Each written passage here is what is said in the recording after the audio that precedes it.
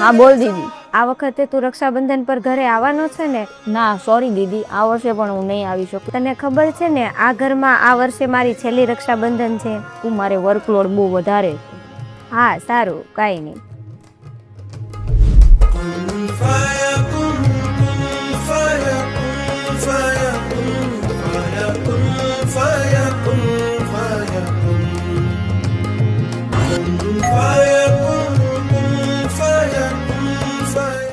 અરે બેન તું? હા તું ન આવ્યો એટલે હું આવી ગઈ રાખડી લઈને. ઓકે આવ આવ. ચાલ ચાલ રેડી થઈ જા ભાઈ. કેમ? રાખડી નથી બાંધવાની? અચ્છા હા ચાલ આવી.